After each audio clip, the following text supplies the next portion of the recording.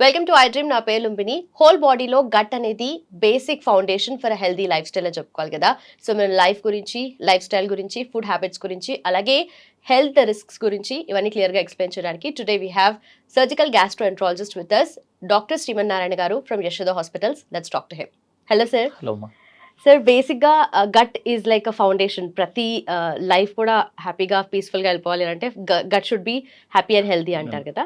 So first of all, ఈ మధ్య కాలంలో ఎక్కువగా లివర్ అనేది మనకు ఒక సైలెంట్ వర్కర్ లాగా, బట్ ఫ్యాటీ లివర్ కండిషన్ అనేది ఒక సైలెంట్ వార్నింగ్ లాగా డెవలప్ అవుతూ వస్తుంది కదా. సో ఫ్యాటీ లివర్ కండిషన్ కానీ, లేదంటే ఒబేసిటీ రిలేటెడ్ లివర్ కండిషన్స్ కానీ ఎక్స్ట్రీమ్ కేసెస్ అవుతూ ఉన్నాయి. కాబట్టి బేసిక్ అంటే వీటికి ఏవి రీజన్స్ అవుతున్నాయి, అండ్ మోస్ట్ ఇంపార్టెంట్లీ దీని నుండి బయటపడడానికి లేటెస్ట్గా వచ్చిన డ్రగ్స్ కానీ అడ్వాన్స్మెంట్స్ కానీ ఏమైనా ఉన్నాయా?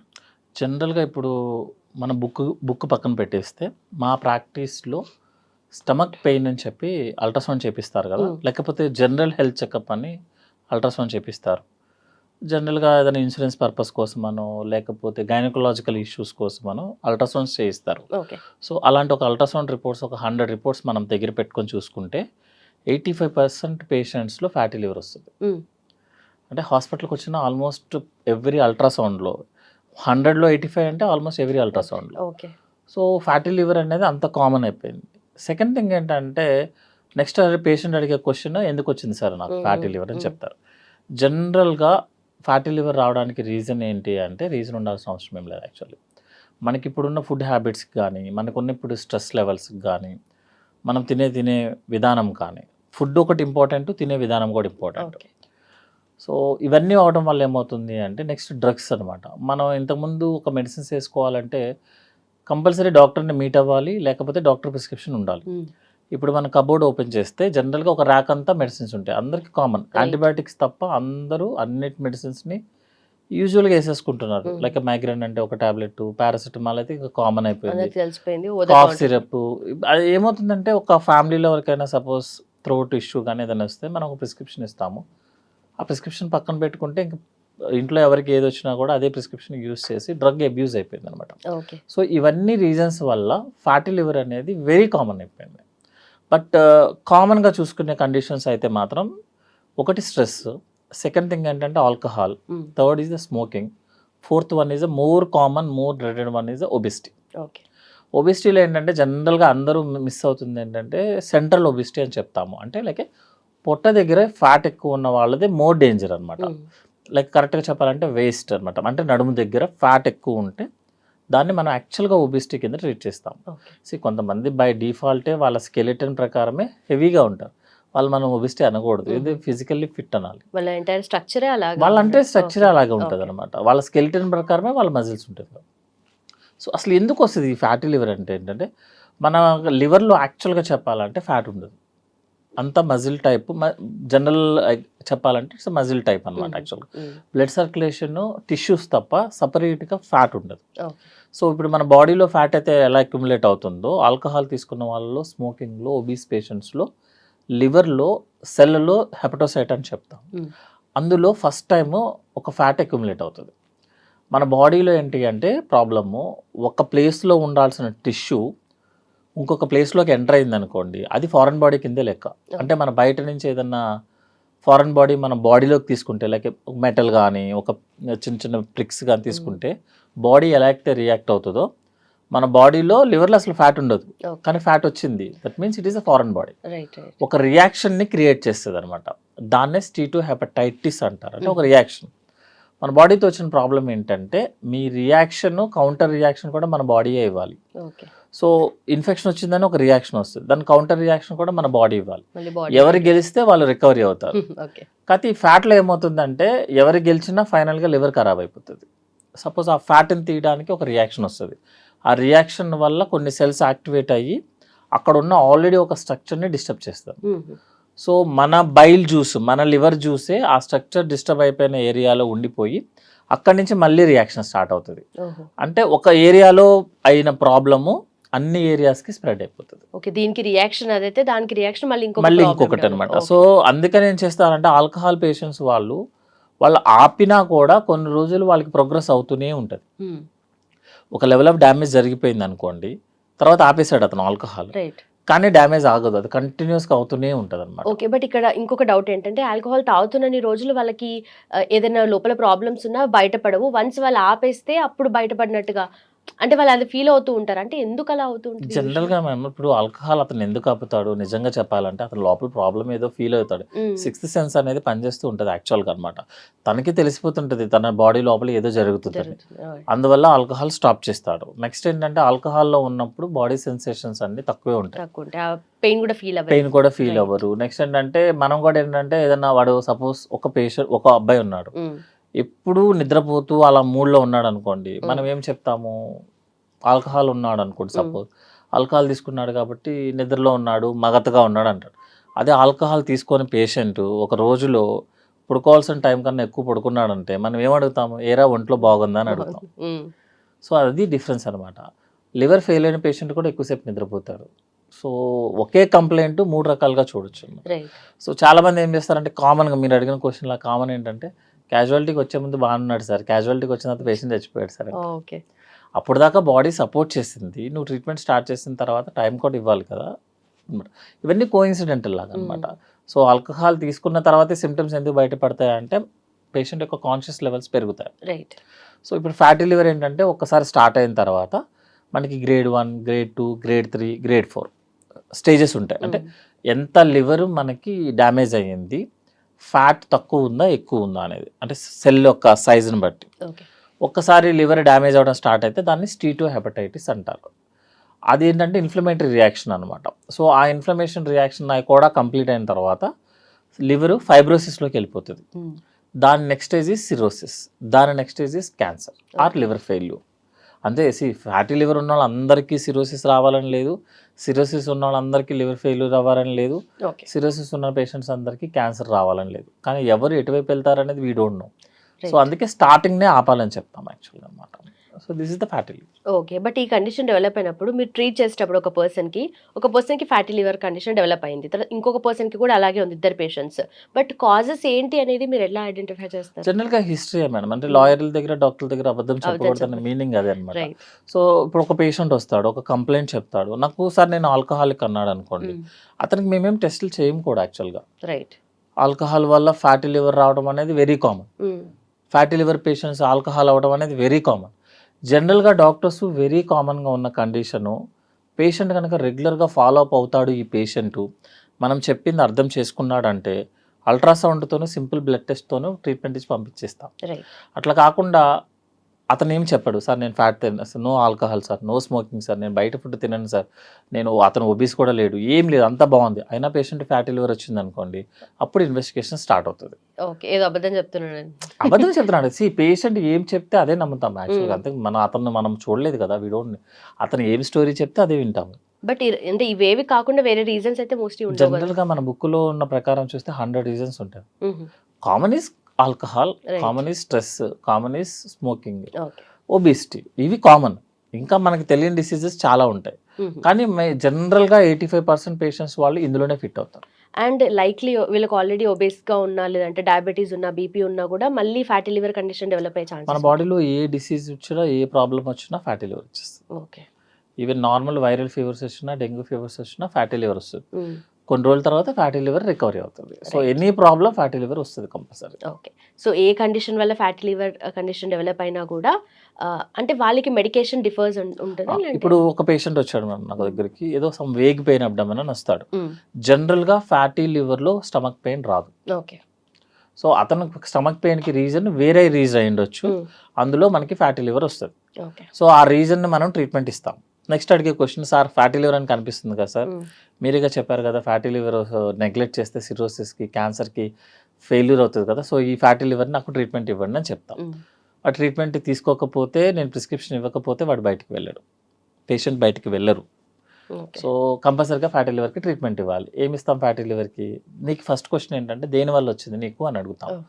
ఆల్కహాల్, స్టాప్ ద ఆల్కహాల్ వస్తుంది, మళ్ళీ బ్యాక్ వస్తుంది. ఒబీస్, మీరు వెయిట్ లాస్ అవ్వండి, అంటే మంచిగా వాకింగ్ ఎక్సర్సైజ్ చేయండి.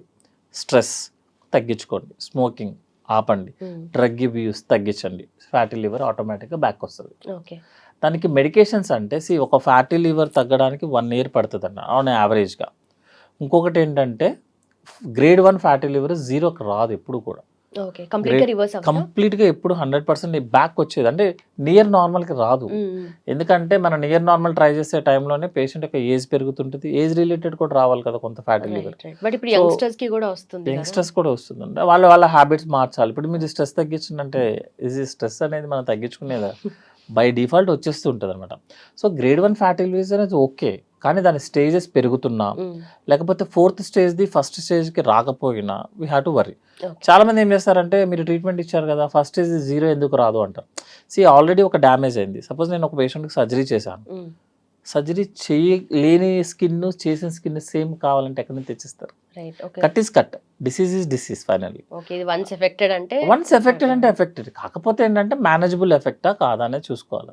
అంతేగాని 100% నార్మల్ వచ్చేయాలంటే ఇట్స్ నాట్ పాసిబుల్. అది జనరల్గా ఏం చేస్తారంటే ఫ్యాటీ లివర్ పేషెంట్కి మీరు అల్ట్రాసౌండ్ రిపోర్ట్స్ చూస్తే వాడి దగ్గర కొంతమంది దగ్గర 10-15 అల్ట్రాసౌండ్ రిపోర్ట్స్ ఉంటాయి. అంటే పెద్ద ఆకలి చెక్ చేసుకుంటాడు అనమాట, తగ్గిందా తగ్గేటప్పుడు తగ్గుతుంది. మిగతా యాక్టివిటీస్ చేసుకుంటూ వెయిట్ చేయండి, ఆటోమేటిక్గా తగ్గుతాయి.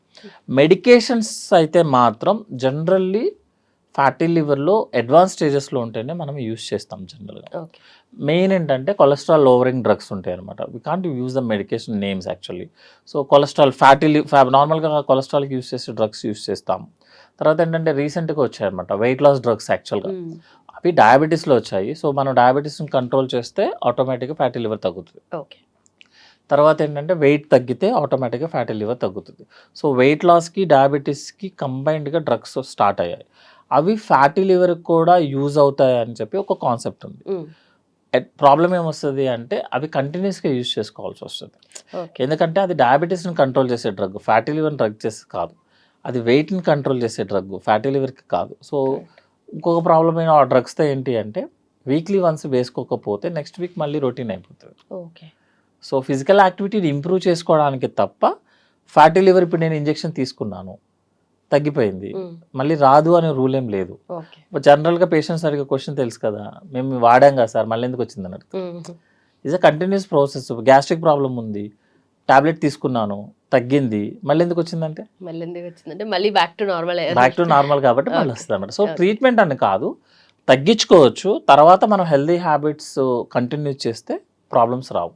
ఓకే, అయితే ఈ కండిషన్లో హై లెవెల్స్ ఆఫ్ కొలెస్ట్రాల్ కానీ ట్రైగ్లిసరైడ్స్ కానీ ఉంటాయి కదా, సో ఎలాంటి ఫుడ్ వీళ్ళు అవాయిడ్ చేయాలి? అంటే obviously ultra processed food avoid చేయాలి ఎవరైనా అని చెప్పేసి అంటారు, బట్ అపార్ట్ ఫ్రమ్ దట్ ఇంకేది అవాయిడ్ చేయొచ్చు? ఎందుకంటే మన ఇండియన్ ఫుడ్లో వీ హ్యావ్ అంటే ఎక్కువగా కార్బోహైడ్రేట్స్ కన్స్యూమ్ చేస్తాము, ప్రోటీన్ రిచ్ కొంచెం ఇప్పుడిప్పుడు అవేర్నెస్ అయితే వస్తుంది, బట్ ఎలా తీసుకోవాలి ఎలా తీసుకోవద్దు? జనరల్గా నేనైతే ప్రిఫరబుల్లీ కార్బోహైడ్రేట్స్, ప్రోటీన్, ఫ్యాట్ అనేది ఒక పర్సంటేజ్ ప్రకారం ఉంటేనే ప్రాసెస్ అనేది ఉంటుంది.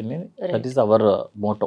మీకు షార్ట్ టర్మ్లో గోల్ కావాలి, సపోజ్ మీరు షార్ట్ టర్మ్గా వెయిట్ లాస్ అవ్వాలి, లైక్ ఫిలిం పీపుల్స్ కానీ షార్ట్ టర్మ్లో జరగాలనుకోండి. లేదు అనుకుంటే మీరు ఒక 100 kgs నుంచి 80 kgs తగ్గి తర్వాత మీ యాక్టివిటీని స్టార్ట్ చేయాలి. వెరీ షార్ట్ టర్మ్కి అయితే మాత్రం డైట్ పనిచేస్తుంది తప్ప, అట్లాగని మేము లైఫ్ లాంగ్ ప్రోటీన్ తింటాము అని చెప్తే ఓన్లీ ప్రోటీన్ తింటే మీకు డైజెషన్ ప్రాసెస్ జరగదు. ఎందుకంటే ఒక కెమికల్ రియాక్షన్ జరగాలంటే బ్యాకప్లో వేరే కెటలిస్ట్లు ఉండాలి, ఏమీ లేకుండా ఓన్లీ ప్రోటీన్ అబ్జార్బ్ అవ్వదు. అండ్ మీరు ఎవ్రీ డే ఒక 50 to 60 grams ప్రోటీన్ డైజెస్ట్ చేసుకునే సిస్టమ్ని మీరు 300-400 grams ఇచ్చి డైజెస్ట్ చేసుకోమంటే it can't. So processed high processed food అనేది ఎప్పటికీ రాంగ్. అంటే న్యూట్రిషన్ మొత్తం తీసేసి ఫైన్ చేస్తాయి కాబట్టి. సో జనరల్లీ 60% కార్బోహైడ్రేట్ ఉండి 20% protein, fat 20%, water 3 liters, sleep 6 hours, fibre food, high fibre food, ఒక everyday 30 minutes walk or exercise, whatever thing is, ఇవన్నీ ఉంటే జనరల్గా ప్రాబ్లమ్స్ రావు. ఒక షార్ట్ టర్మ్ కోసం అనమాట, జస్ట్ ఒక వెయిట్ లాస్ కోసం అయితే అట్లయితే ఒక 2-3 months అయితే వాట్ ఎవర్ ది డైట్. ఇప్పుడు ఒకళ్ళు ఓన్లీ ప్రోటీన్ తినండి, ఒకళ్ళు ఓన్లీ ఫ్యాట్ తినండి, ఒకళ్ళు ఓన్లీ ఫైబర్స్ తినండి, మీకు అంతా బాగుంటుంది అనేది it's different thought process. But as a gastro people our thought process is 60-20-20. We don't change our thought. Right. So being a gastroenterologist, మిమ్మల్ని ఎక్కువగా వరీ చేసే గట్ రిలేటెడ్ ఇష్యూస్ కానీ ఈ మధ్య కాలంలో డెవలప్ అయిన డిసీజెస్ కానీ ఏంటి? జనరల్గా మేము ఇప్పుడు గ్యాస్ట్రో ప్రాబ్లమ్స్ కాను ఏ ప్రాబ్లమ్స్ అయినా ఏంటంటే మనిషికి ఉండే problems maybe on an average 20 symptoms ఉంటాయేమో, అన్ని సిస్టమ్స్ కలిపితే ఫ్రమ్ బ్రెయిన్ టు టో ఒక 20 సిమ్టమ్స్ ఉన్నాయి. మా గ్యాస్ట్రోలో మెయిన్ సిమ్టమ్స్ ఏమొస్తుందంటే బ్లోటింగ్ అనమాట, లేకపోతే బెల్చింగ్ అని కొంతమంది అంటారు, acidity problem, indigestion problem, stomach pain, third one is constipation or diarrhoea. ఇవే ఉంటాయి జనరల్గా. ఒక డయేరియా వచ్చిన పేషెంట్ నార్మల్ ఇన్ఫెక్షన్ డయేరియా అవ్వచ్చు, లేకపోతే అల్సరేటివ్ కోలైటిస్ అనే ఒక డయేరియా అవ్వచ్చు, లేకపోతే టీబీ అవ్వచ్చు, క్యాన్సర్ కూడా అవ్వచ్చు, వేరే దానికి సిమ్టమ్ కూడా అవ్వచ్చు. వేరే దానికి సిమ్టమ్ కూడా వచ్చు. సో ఏ సిమ్టమ్ దేనికి రిలేటెడ్ అవుతుందని తెలియదు. ఇప్పుడు సపోజ్ ఒక పేషెంట్ బ్లీడింగ్ పిఆర్తాడు, బ్లీడింగ్ మోషన్తో వస్తాడు, సింపుల్ పైల్స్ ప్రాబ్లం అవ్వచ్చు, క్యాన్సర్ ప్రాబ్లం అవ్వచ్చు. ఓకే. ఇంతకుముందు ఏంటంటే ఓల్డ్ పేషెంట్స్లో కనుక బ్లడ్ కనిపిస్తే, సపోజ్ మోషన్లో కనుక బ్లీడింగ్ ఉంటే ఓల్డ్ పేషెంట్ కాబట్టి క్యాన్సర్ ఫస్ట్ వచ్చేది, పైల్స్ సెకండ్ వచ్చేది. యంగ్ పేషెంట్స్లోనేమో పైల్స్ ఫస్ట్ వస్తుంది, క్యాన్సర్ లాస్ట్ ఎక్కడో ఉంటుంది అనమాట. ఇప్పుడు ఏంటంటే మనం ఏజ్ని బట్టి చెప్పడానికి లేదు, ఎవరికి ఎప్పుడు ఏమన్నా జరగచ్చు లాగా ఉంటుంది అన్నమాట ఇక్కడ. సో కంపల్సరీ ఏంటంటే వరీస్ అని కాదు, సిమ్టమ్స్ని నెగ్లెక్ట్ చేయడం అనేది వెరీ రాంగ్. ఇంకోటి ఏంటంటే జనరల్గా ఇప్పుడు ఒక డాక్టర్ని, దగ్గరగా ఉన్న ఒక డాక్టర్ని ఫాలో చేస్తారు ఫస్ట్.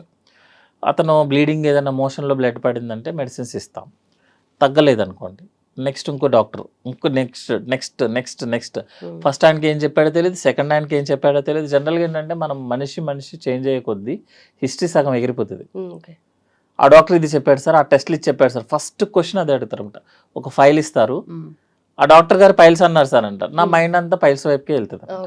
అట్లా కాకుండా ఏంటంటే డాక్టర్స్ని ఫ్రీక్వెంట్గా మార్చే బదులు ఒకే స్పెషలిస్ట్, సపోజ్ మోషన్లో ప్రాబ్లం ఉంది అయితే సర్జన్ కానీ, జనరల్ సర్జన్ కానీ, గ్యాస్ట్రో సర్జన్ కానీ, మెడికల్ గ్యాస్ట్రో, ఇప్పుడు ఎవ్రీబడి ఈజ్ అవైలబుల్ కదా. ఆ డాక్టర్ దగ్గరికి ఫస్ట్ టైం మెడిసిన్స్ వాడతాం, తగ్గల, టెస్ట్ చేయించుకోండి, తగ్గల, నెక్స్ట్ సూపర్ స్పెషలిస్ట్ దగ్గరికి కలవండి. చేంజ్ అయిపోతుంటే కష్టం అవుతుంది అన్నమాట. స్టమక్ పెయిన్ కూడా అంతే. స్టమక్ పెయిన్ మీరు జనరల్గా స్టమక్ పెయిన్కి ఎవరు ఫస్ట్ అటెంప్ట్లోనే డాక్టర్ దగ్గరికి వెళ్ళరు. సో 1-2 డేస్ మనం ఇంట్లో ట్రీట్మెంటో మన సొంత ఫార్మసీ ట్రీట్మెంటో వాడతాము, తగ్గలేదు, ఇమీడియట్గా డాక్టర్ని కన్సల్ట్ చేస్తాము. లేదు ఈరోజు నిన్నటితో పోలిస్తే ఈరోజు పెయిన్ పెరుగుతుంది, ఇమీడియట్గా కన్సల్ట్ చేస్తాము. సపోజ్ ఇప్పుడు గాల్ బ్లాడర్లో స్టోన్ వల్ల పెయిన్ వచ్చింది అనుకుందాం, రైట్ సైడ్ రిబ్ కింద పెయిన్ వస్తుంది, రైట్ సైడ్ రిబ్ కింద పెయిన్, అది హార్ట్ పెయిన్ అవ్వచ్చు, లంగ్ పెయిన్ అవ్వచ్చు, గాల్ బ్లాడర్ పెయిన్ అవ్వచ్చు, లేకపోతే very common is gastric pain అవ్వచ్చు, ఏ పెయిన్ అయినా అవ్వచ్చు. సపోజ్ కొన్నిసార్లు ఏమవుతుందంటే అయోటా అనేది మన మెయిన్ బ్లడ్ సర్క్యులేషన్, అదేమన్నా ఇంజరీ అయ్యి కూడా పెయిన్ అవ్వచ్చు. ఎనీ పెయిన్ ఆ ఏరియాలో ఉన్న ఏ ఆర్గాన్ వల్లైనా అయి ఉండొచ్చు. మనం ఏం చేస్తామంటే జనరల్గా ఏదైనా పెయిన్ కిల్లర్ వేయంగానే తగ్గిపోతుంది ఆటోమేటిక్గా, నెగ్లెక్ట్ చేస్తాం. సపోజ్ హార్ట్ పెయిన్ నెగ్లెక్ట్ చేస్తాము, ప్రాబ్లం అవుతుంది. లంగ్లో వాటర్ వల్ల వచ్చిన పెయిన్ నెగ్లెక్ట్ చేస్తాము, అంటే టీబీనో ఏదో ఒక దాన్ని మనం నెగ్లెక్ట్ చేస్తాం. గాల్ బ్లాడర్లో ఉన్న పెయిన్ని మనం నెగ్లెక్ట్ చేస్తాము. ఫస్ట్ ఏమో గాల్ బ్లాడర్ ఇన్ఫెక్షన్ వస్తుంది, జాండిస్ వస్తుంది, ప్యాంక్రియాటిస్ వస్తుంది, ఎక్కువగా మాట్లాడితే గాల్ బ్లాడర్లో క్యాన్సర్ కూడా వస్తుంది. అంటే మనం నెగ్లెక్ట్ చేయటం అనేది మెయిన్ ప్రాబ్లం ఇక్కడ. ఏ సిమ్టమ్ వరి అని కాదు, ఎవ్రీబడి నోస్ ఎవ్రీథింగ్. ఇప్పుడు మీరు ఒక పేషెంట్ వాళ్ళ అటెండర్ ఎవరైనా రెగ్యులర్గా 2-3 సార్లు హాస్పిటల్కి వచ్చాడు అనుకోండి, మీరు ఒక టాబ్లెట్ పేరు చెప్తే దాన్ని దేనికి వాడతారు చెప్పేస్తారు, అది పెద్ద ప్రాబ్లం కాదు యాక్చువల్గా. సో ఏంటంటే సిమ్టమ్స్ నెగ్లిజెన్స్ ఎక్కువైపోతుంది, అంటే నాలెడ్జ్ ఎక్కువయ్యే కొద్దీ నెగ్లిజెన్స్ ఎక్కువైపోతుంది. ఇప్పుడు ఆల్రెడీ ఆ ప్రాబ్లం వాళ్ళకి వచ్చినా కూడా నెక్స్ట్ సేమ్ ప్రాబ్లం ఇంకా ఫ్యామిలీ మెంబర్లు ఎవరికి వచ్చినా ఇదే తీసుకుని తగ్గిపోతుంది, అవసరం లేదు డాక్టర్ దగ్గరికి.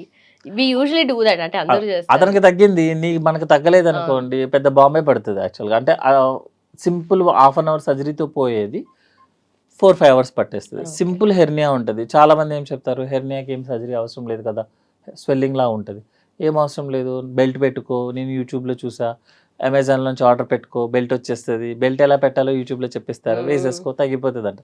అది బెల్ట్ పెట్టంగా లోపలికి వెళ్ళిపోతుంది, చూసావా భలే తగ్గిపోయింది అంటారు. తర్వాత ఏంటంటే పెద్ద స్వెల్లింగ్తోనూ గ్యాంగ్రీన్ బబుల్తోనూ వస్తారు.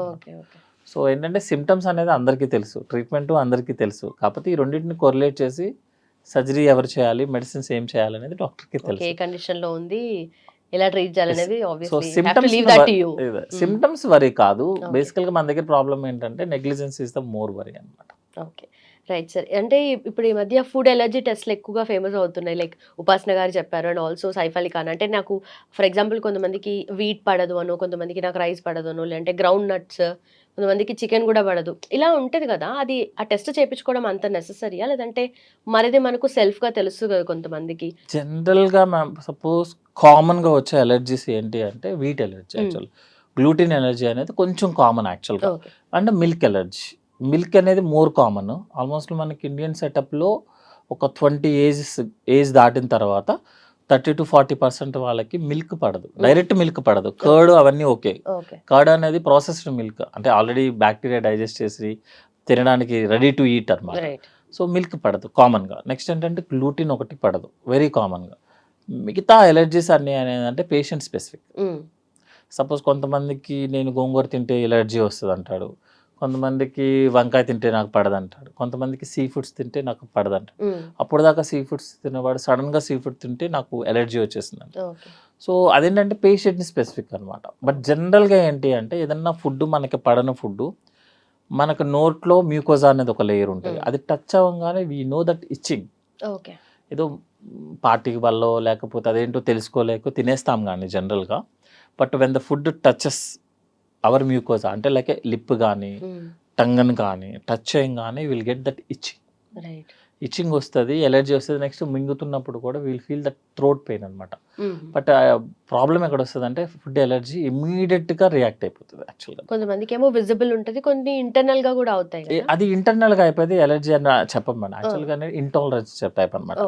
సపోజ్ ఇప్పుడు నాకు బయట ఫుడ్ ఏదన్నా తీసుకున్నాం అనుకుందాం, బాగా స్పైసీ ఫుడ్ తిన్నాం అనుకోండి, నెక్స్ట్ రోజు మార్నింగ్ వామిటింగ్స్ లూజ్ మోషన్స్ అయిపోతాయి. దట్ ఈస్ ఇంటాలరెంట్, ఆ ఫుడ్కి మన పడదు. ఎలర్జీ ఏంటి అంటే ఇట్స్ ఇమ్యూన్ రియాక్షన్ అనమాట. అంటే ఒక సపోజ్ కొంతమందికి ఏదన్నా ఒక లీఫ్ కానీ ఒక టైప్ ఆఫ్ వుడ్స్ని టచ్ చేయగానే టచ్ చేసిన ఏరియాలో పెద్ద ర్యాష్ వచ్చేస్తుంది, సేమ్ షేప్లో వస్తుంది అనమాట.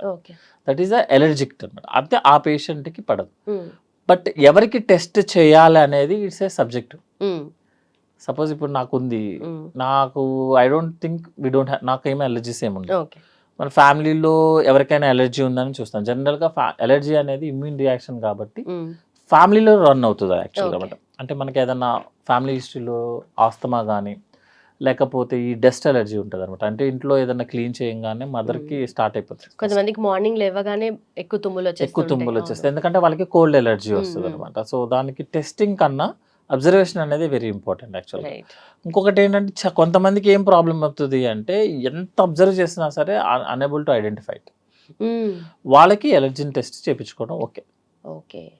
బట్ అన్నిటి కైండ్స్ ఆఫ్ ఫుడ్ తిన్నా కూడా దేనికి ఎలర్జీ అంటే కొంతమందికి కాన్స్టిపేషన్ లాగా డెవలప్ అవ్వచ్చు, కొంతమందికి బ్లోటింగ్ ఫీలింగ్.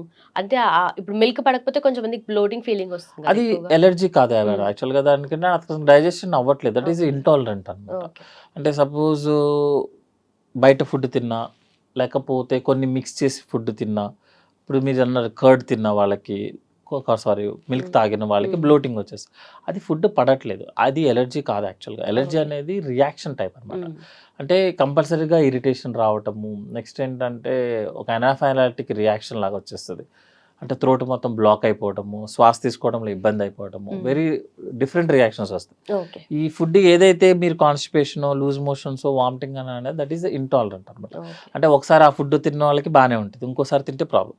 ఫిష్ ఇప్పుడు జనరల్గా ఏంటంటే ఈ గ్లూటిన్ వాళ్ళు మిల్క్ ఒకటి ఎలర్జీ లాగా వస్తుంది కొంతమందికి.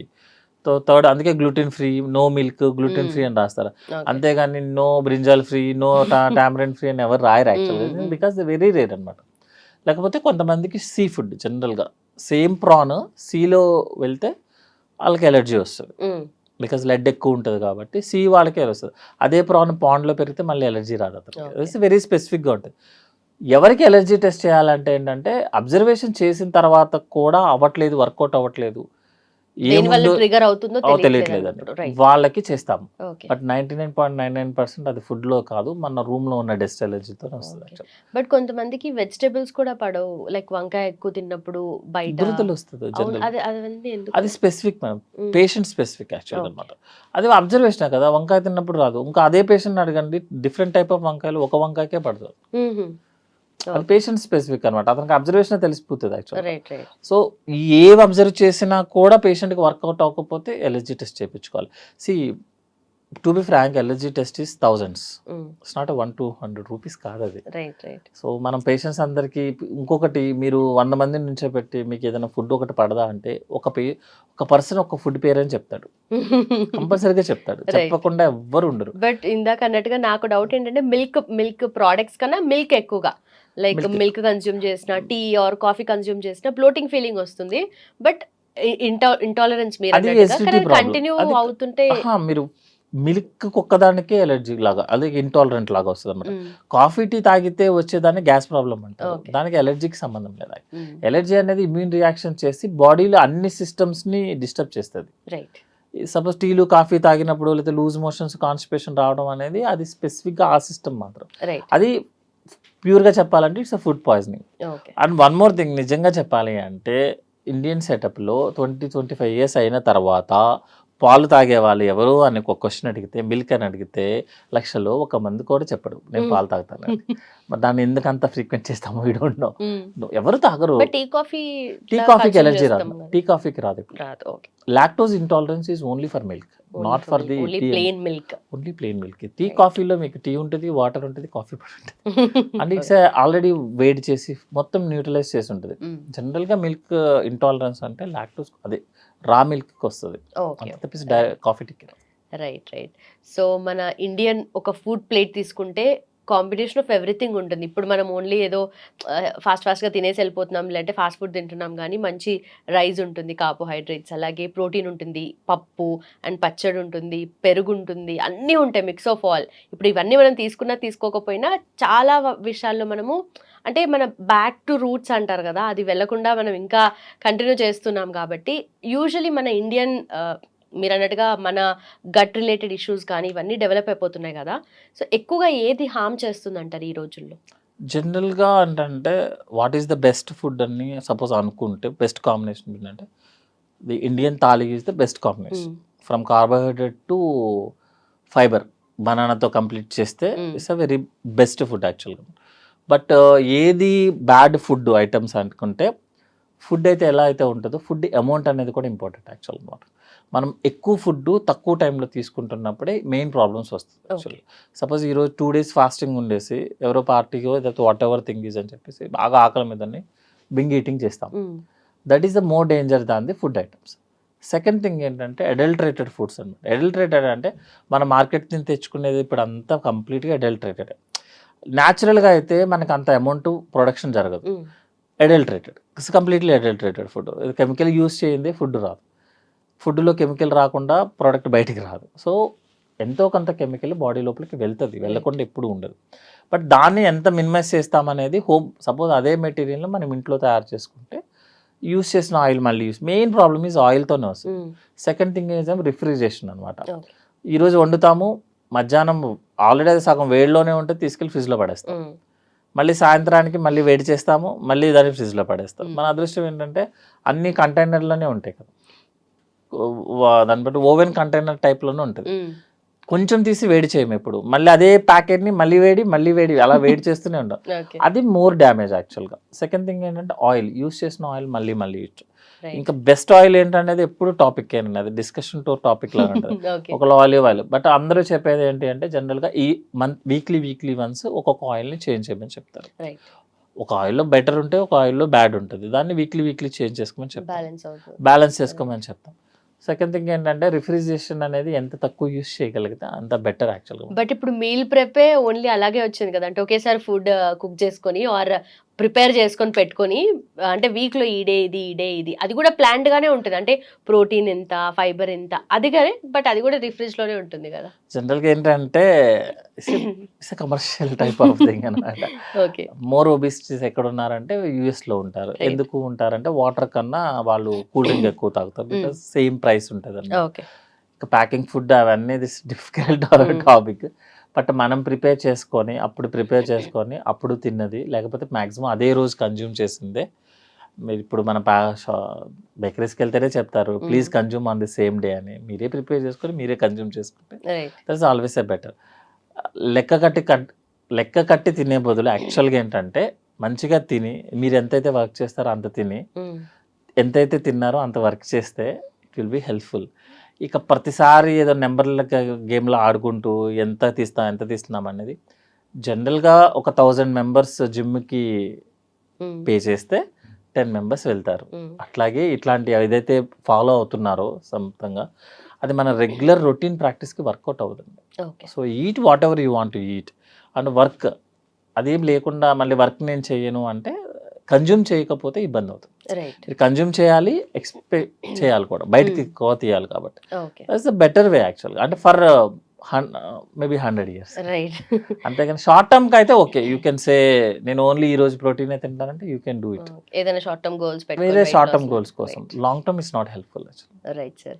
అలాగే గ్యాస్ట్రిక్ రీఫ్లక్స్ అనేది సివియారిటీ పెరుగుతుంది కాబట్టి దానికి సర్జరీస్ చేస్తారు కదా, అంటే ఎలా చేస్తారు? అంటే పర్సన్ ని బేస్ చేసుకొని వీళ్ళకి సర్జరీ చేయొచ్చు లేదు అని ఎలా డిసైడ్ చేస్తారు? జనరల్గా గ్యాస్ట్రిక్ ప్రాబ్లమ్స్ కన్నా గ్యాస్ట్రిక్ రిఫ్లెక్స్ ప్రాబ్లమ్స్ ఎక్కువ వస్తున్నాయండి.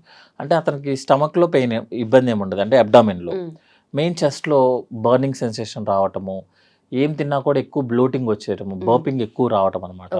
నెక్స్ట్ ఏంటంటే కాఫ్, ఎక్కువ లాంగ్ హిస్టరీ ఆఫ్ కాఫ్ ఉండడం, అంటే మోర్ దెన్ 1 month కాఫ్ ఉండటము. థ్రోట్ పెయిన్, పొద్దున్నే లేకుండా throat pain, ear pain. Next ఏంటంటే రిపీటెడ్ ఆస్థమాటిక్ అటాక్స్, ఎనసైటిస్ అటాక్స్ రిపీటెడ్గా వస్తుంటే వీళ్ళకి ఏంటంటే రిఫ్లెక్స్ డిసీజ్ అని చెప్తాము. వీళ్ళ కంప్లైంట్స్ జనరల్గా ఏంటంటే నైట్ టైం ఎక్కువ ఉంటాయి. సో ఇంకోటి ఏంటంటే కొంచెం ఫుడ్ తిన్నా కూడా, ఫుడ్ ఐటమ్ మనం బర్ప్ చేస్తాం జనరల్గా. ఎవరైనా ఫుడ్ తిన్న తర్వాత 1-2 burps కామన్. వాళ్ళు బర్ప్ చేసినప్పుడు ఏంటంటే ఫుడ్కి మనకు నోట్లోకి అన్నం వస్తాయి అనమాట యాక్చువల్గా. సో వాళ్ళకి సివియారిటీ ఎక్కువ ఉందని చెప్తాం. సో ఎవరికి అనేది జనరల్గా ఎండోస్కోపీ డిసైడ్ చేస్తుంది. ఎండోస్కోపీలో సపోజ్ మనకి grade 3, grade 4 రిఫ్లెక్స్ ఉంది, హైటస్ హెర్నియా అని ఒక కండిషన్ ఉంటుంది. అంటే మనకి పొట్ట లోపల ఉండాల్సిన స్టమక్ ఛాతి లోపలికి వస్తుంది అనమాట. దాన్ని హైటస్ హెర్నియా అంటాం. ఆ కండిషన్ ఉన్న వాళ్ళకి మీకు ఎన్ని రోజులు మెడిసిన్స్ వాడి లైఫ్ స్టైల్ మోడిఫికేషన్ చేసినా కూడా సర్జరీ లేనిదే ప్రాబ్లమ్ సాల్వ్ అవ్వదు. సరే నేను సర్జరీ చేయించుకోండి సార్, లైఫ్ లాంగ్ మెడిసిన్స్ వాడతానంటే ఒక సెన్సెస్ ఏంటి అంటే మీరు ఆ కంప్లైంట్ని తగ్గించుకోవడానికి 2 years వరకు మెడిసిన్స్ వాడారంటే that is equal to surgery. అంత కాస్ట్ పడుతుంది మెడిసిన్స్ మీద అనమాట. And it's not useful actually. What are the effects? మళ్ళీ ఏమవుతుంది అంటే రిఫ్లెక్స్ కంటిన్యూస్గా అవుతుంది అనుకోండి. ఫస్ట్ పైనుంచి మొదలు పెడతాం. మనకి సైనస్ ప్రాబ్లమ్స్ ఉంటాయి, సైనసైటిస్, ఇయర్ డ్రమ్స్ ప్రాబ్లమ్ అవుతుంది. ఓకే. థర్డ్ వన్ ఈజ్ రిపీటెడ్గా లంగ్లోకి ఆస్పిరేషన్స్ వస్తాయి, అంటే ఆస్పిరేషన్ న్యూమోనియా వస్తుంది, లంగ్స్ పాడయ్యే ఛాన్సెస్ ఉన్నాయి. అట్లా కాకుండా ఇంకా రిపీటెడ్గా అవుతుంటే ఫుడ్ పైప్ క్యాన్సర్స్ వచ్చే ఛాన్సెస్ ఉన్నాయి అనమాట. అంటే యాసిడ్, నేను అదే చెప్తున్నాను, మన బాడీలో ఒక ఏరియాలో ఉండాల్సిన ఫ్లూయిడ్ ఇంకొక ఏరియాకి వెళ్తే అది పాయిజన్ కన్నా డేంజర్.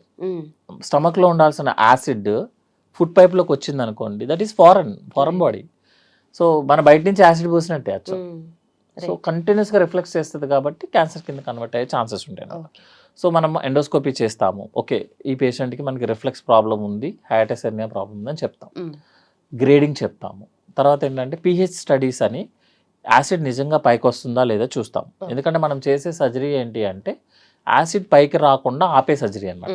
సో నిజంగా యాసిడ్ పైకి వస్తుందో లేదో చూడాలి కదా, లేకపోతే రేపు నేను సర్జరీ చేసిన తర్వాత యాసిడ్ ఆగినా ఆగకపోయినా కంప్లైంట్ తగ్గదు. సో pH స్టడీస్ అని చెప్తాం. తర్వాత సర్జరీకి ప్లాన్ చేస్తాం. సర్జరీ ప్లాన్ చేసే ముందు కంపల్సరీగా మెడిసిన్స్ యూజ్ చేయమని చెప్తాము. మెడిసిన్స్తో అతను హ్యాపీగా ఉన్నాడు అనుకోండి, వెయిట్ చేయొచ్చు, వెయిట్ తగ్గమని చెప్తాము.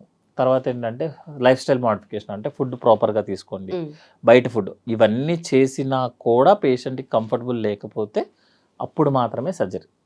కొన్నిసార్లు ఏంటంటే కొన్ని సర్జరీస్కి ముందు మెడికల్గా పేషెంట్ ఫిట్ ఉన్నాడో లేదో చూసుకొని నిజంగా అతను అన్ని వాడి అప్పటికే తగ్గపోతేనే సర్జరీ. సో సర్జరీ ఏంటంటే సేమ్ అండి, లైక్ ఫుడ్ పైప్ చుట్టూ స్టమక్ని రౌండ్ చేస్తాం అన్నమాట, ర్యాపింగ్ చేస్తాం, దాన్నే ఫండోప్లికేషన్ అంటాం. రిజల్ట్స్ ఆర్ ఆల్వేస్ గుడ్ అండి. అంటే పేషెంట్ సెలెక్షన్ ఇంపార్టెంట్ అనమాట. 100 మెంబర్స్కి సిమ్టమ్స్ లేకుండా మనం కన్ఫర్మేషన్ చేయకుండా చేస్తే ఫెయిల్యూర్ ఎక్కువ ఉంటుంది. సో పేషెంట్ కరెక్ట్గా సెలెక్ట్ చేసుకొని ఈ పేషెంట్కి సర్జరీ చేస్తే సిమ్టమ్స్ తగ్గుతాయి అని మనం అనుకుంటే 100 మెంబర్స్లో ఆల్మోస్ట్ 99 సక్సెస్ రేట్ ఉంటుంది. Complications are almost 0, negligible. So దాని తర్వాత కూడా ఫ్యూచర్లో కూడా మళ్ళీ వచ్చే ఛాన్సెస్ ఉంటాయి. జనరల్గా పేషెంట్ లైఫ్ స్టైల్ కనుక మాడిఫై చేసుకోకుండా నేను అదే ఫుడ్ మళ్ళీ తింటానని కూర్చుంటే ప్రతి ప్రాబ్లం మళ్ళీ వస్తుంది, సేమ్ కండిషన్, ఇంక్లూడింగ్ క్యాన్సర్ కూడా వస్తుంది. సో కంపల్సరీగా అందుకే ఫాలోఅప్ ఇంపార్టెంట్. అంటే దేనివల్ల స్టార్ట్ అయింది ఇదంతా, ఫుడ్ సరిగ్గా తీసుకోకపోవడం వల్ల. అదే కంటిన్యూ చేస్తే అదే వస్తుంది. Right. So before the surgery మీరు ఏ టెస్ట్ చేసి కన్ఫర్మ్ చేసుకుంటారు? ఎండోస్కోపీ అండి. ఫస్ట్ ఎండోస్కోపీ చేస్తాము, తర్వాత ఏమో pH స్టడీస్ అని ఉంటుంది అనమాట, మానోమెట్రీ, 3 టెస్టులు చేసి. ఎందుకు చేస్తామంటే ఒకటి confirmation, second A type of surgery చేయాలి, థర్డ్ ఏంటంటే నేను సర్జరీ చేస్తే సక్సెస్ అవుతుందా లేదా అనేది కన్ఫర్మ్ చేసుకోవాలి. ఈ పేషెంట్కి మనం డిఫరెంట్ టైప్ ఆఫ్ సర్జరీ చేసి సక్సెస్ని కోరుకోకూడదు కదా యాక్చువల్గా. So confirmation of diagnosis, A type of surgery ఎంత సక్సెస్ రేటు ముందే తెలిసిపోతుంది. ఓకే. సో దీంట్లో కూడా టైప్స్ ఉంటాయి అండ్ సర్జరీస్లో కూడా టైప్స్ ఉంటాయా? సర్జరీస్లో టైప్స్ ఉన్నాయి. రెగ్యులర్గా ఇప్పుడు అంతా ల్యాప్రోస్కోపీ ఆ రోబోటిక్ అనమాట. నెక్స్ట్ ఏంటంటే వ్రాపింగ్ అని చెప్తాము. వ్రాపింగ్ అంటే మన ఫుడ్ పైప్ చుట్టూ స్టమక్ని 360 degreesలో ర్యాప్ చేస్తామా, 270 degreesలో ర్యాప్ చేస్తామా, 180 degreesలో ర్యాప్ చేస్తామా అనేది ఈ టెస్ట్ల వల్ల తెలుస్తుంది. ఓకే. జనరల్గా ఏంటంటే సపోజ్ ఒక పెరిఫెరీ నుంచి ఆదిలాబాద్ నుంచి పెరిఫెరీ నుంచి వస్తారు. అక్కడ ఏంటంటే సర్జరీ చేయించేసుకోమనగా నేను రాగానే లేదు బాబు ఈ 3 టెస్టులు చేయించాలనగానే ఆ 3 టెస్టుల కాస్ట్ అరౌండ్ 30-40 ఉంటుంది. అదేంటి సార్ సర్జరీ కాస్ట్ ఏమో 1.5 అంటారు, ఈ టెస్టులకే డబ్బులు అయిపోతుంటే. బట్ ఆ సర్జరీ చేయాలనేది ఈ టెస్టులు చేస్తేనే చెప్తాను. లేకపోతే నేను సర్జరీ చేస్తా, నువ్వు ఏ కంప్లైంట్తో వచ్చావో మళ్ళీ బ్యాక్ టు అదే కంప్లైంట్తో వెళ్తావు. ప్రాపర్ డయాగ్నోసిస్ లేకుండా, ప్రాపర్ పేషెంట్ సెలెక్షన్ లేకుండా సర్జన్ అనేది ఎప్పుడు సక్సెస్ఫుల్ కాదు. సర్జరీ సక్సెస్ఫుల్ కాదు. సో ఈ మధ్య కాలంలో ఇంకా ఏమన్నా డిఫరెంట్ టైప్ ఆఫ్ కేసెస్ వస్తున్నాయి సార్ మీ దగ్గరికి, లైక్ గ్యాస్ట్రో కేసెస్? ఎప్పుడు అబ్డామిన్ అనేది ఒక మ్యాజిక్ బాక్స్ అని, పెనోరామా బాక్స్ అంటాం. అంటే తవ్వే కొద్దీ వస్తూనే ఉంటుంది యాక్చువల్గా అనమాట. కొంతమంది పేషెంట్స్ వస్తారు జస్ట్ సింపుల్ చాప ముళ్ళకి, మటన్ పీసెస్కి బౌల్స్ పర్ఫరేట్ అయిపోయిన వాళ్ళు వస్తారు. నెక్స్ట్ ఏంటంటే ఎప్పుడో మేము MBBS MS చేస్తున్న టైంలో ట్రైబల్లో హెర్నియాలు, పెద్ద పెద్ద హెర్నియాలు వచ్చాయన్నమాట. అంటే పేగు మొత్తం బయటకు వచ్చిన ఆల్మోస్ట్ పొట్టలో ఉండాల్సిన సగం పేగులు, ఇంటెస్టైన్ అంతా బయట ఉన్న పేషెంట్స్ వస్తారు. సో ఎవ్రీడే ప్రతి కేసు డిఫరెంట్గానే ఉంటుంది. ఒక పేషెంట్కి అసలు హిస్టరీలో ఎప్పుడు గాల్ బ్లాడర్లో స్టోన్స్ ఉండవు. ఎప్పుడో ఒక స్కాన్ చేస్తే ఒక చిన్న స్టోన్ ఉంటుంది అనమాట, 3 mm 4 mm. 3 mm 4 mm కాదా అని చెప్పి నెగ్లెక్ట్ చేసేస్తారు వాళ్ళు కూడా. ఫిజిషియన్స్ అంటే బయట డాక్టర్స్ ఎవరైనా చూసినా కూడా ఏం కాదు చిన్న స్టోనే అంటారు. ఆ చిన్న స్టోన్ వచ్చి ప్యాంక్రియాస్లో పడుతుంది. అదేమో జస్ట్ ఒక 30 minutes సర్జరీ వల్ల 4 days హాస్పిటల్ స్టే పెరిగిపోతుంది. సో అవేంటంటే అబ్డామిన్ అనేది పెనోరామా బాక్స్, అది ఓపెన్ చేసే కొద్దీ కొత్త రూమ్లు ఓపెన్ అవుతూనే ఉంటాయి. సో గట్ హెల్త్ కాపాడుకోవడం అనేది ఫస్ట్ ఎఫెక్ట్ అవ్వకుండా ఉండాలి. ఏదైనా ప్రాబ్లం వచ్చినా కూడా జనరల్గా గట్ ప్రాబ్లమ్స్ అన్నిటికీ ఫస్ట్ హోమ్ రెమెడీస్ వాడతారు. నెక్స్ట్ వాళ్ళు చెప్పింది వీళ్ళు చెప్పింది వాడేస్తారు టాబ్లెట్స్. తగ్గకపోతే డాక్టర్ దగ్గరికి వస్తారు. బట్ జనరల్గా ఏంటంటే యాజ్ ఎర్లీ యాజ్ పాసిబుల్, నేనేమి డైజెషన్ ప్రాబ్లం వచ్చిన ప్రతి పేషెంట్ని డాక్టర్ దగ్గరికి రమ్మని చెప్పట్లేదు. బట్ మీ కంప్లైంట్ కనుక తగ్గట్లేదు, ఈ ప్రాబ్లం కాదు, ఈవెన్ చెస్ట్ ప్రాబ్లం అయినా సరే మినిట్ టు మినిట్ ప్రాబ్లం పెరుగుతుంది అనుకోండి, don't think it is a gastric problem. ఎందుకంటే గ్యాస్ ప్రాబ్లము అలాగే ఉంటుంది, హార్ట్ ప్రాబ్లం అలాగే ఉంటుంది. ఒకసారి కొంతమంది పేషెంట్స్ ఉంటారు, మీరు ఇప్పుడు అడిగినట్టు హార్ట్ ప్రాబ్లం అని కన్ఫర్మేషన్ అయిన పేషెంట్ హాస్పిటల్కి వెళ్ళిన తర్వాత ECG అన్నీ బాగానే ఉన్నాయి కదా అని చెప్పి గ్యాస్ ప్రాబ్లం అని ట్రీట్మెంట్ ఇచ్చి ఇంటికి వెళ్ళిన అతను ఇబ్బంది పడి మళ్ళీ వచ్చి స్టెంట్ లేపించుకునే పేషెంట్స్ కూడా ఉంటారు. సో ఏంటి అంటే ఈవెన్ ఆ మినిట్లో టెస్ట్లో నార్మల్ వచ్చినా కూడా if you are not feeling well మళ్ళీ ఇమీడియట్గా బ్యాక్ వెళ్ళండి. అరే ఇప్పుడే కదా వెళ్ళింది, ట్యాబ్లెట్ వాడుకుంటే తగ్గిపోతుంది కదా అని నెగ్లెక్ట్ చేయదు. ఎందుకంటే హాస్పిటల్లో ఉన్నారనుకోండి, మీకు హార్ట్ ఇష్యూ అయినా లంగ్ ఇష్యూ అయినా ఏదైనా you are in the safe hands. అంతేగాని హరిబరిగా పరిగెత్తడానికి ట్రై చేయొద్దు. Right. Then sir, we got a better understanding about this. Thank you so much. Thank you.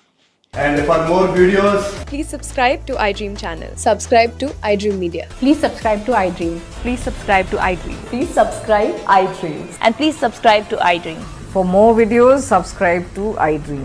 please like, share and subscribe to the channel. Congratulations, iDream. Subscribe to iDream. Subscribe to iDream. So subscribe to iDream Media. iDream ki iDream team andarki huge congratulations. Please subscribe iDream Media. Please subscribe to iDream. Subscribe iDream. Please subscribe to iDream. iDream అంటే నా కళల channel subscribe చేసుకున్న నోరు తిరుగుతలేదు, మీరైతే గంట గుర్తు కొట్టండి. For more such videos, please subscribe to iDream. Subscribe to iDream. Please subscribe to iDream. Please subscribe iDream Media. Please do subscribe to iDream. Please subscribe to iDream Media. For best entertainment and information, please subscribe iDream. And don't forget to subscribe to iDream.